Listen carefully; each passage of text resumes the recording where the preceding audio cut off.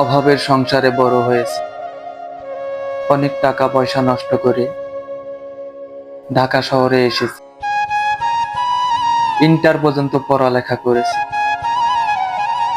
চাকরি করব বলে ঢাকা শহরে এসেছি। অনেক ঘোরাঘুরি করে গার্মেন্টসে একটা চাকরি পেয়েছি।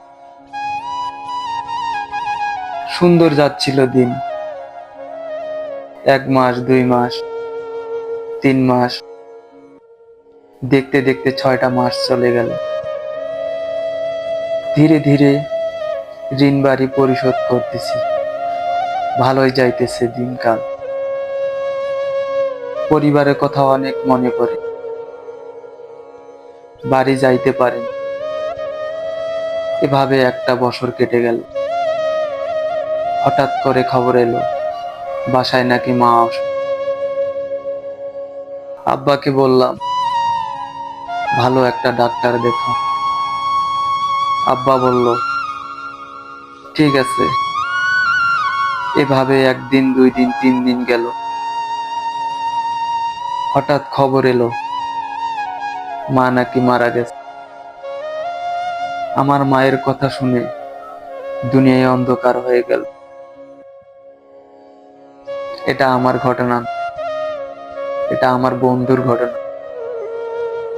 আসলে আমরা যারা ঢাকা শহরে চাকরি করি, আমাদের দিনকালগুলো এভাবেই কেটে যায়। বাসায় অনেক আত্মীয় স্বজন, পাড়া প্রতিবেশী, অনেক লোক মারা যায়। আমরা শুধু শুনতেই পারি, কিন্তু কখনোই দেখতে পারি না। আমরা যারা ঢাকা শহরে চাকরি করি গ্রাম থেকে এসে, যারা দূর প্রবাসে গেছে চাকরি করে, তারা চাইলেও দেশে আসতে পারে না।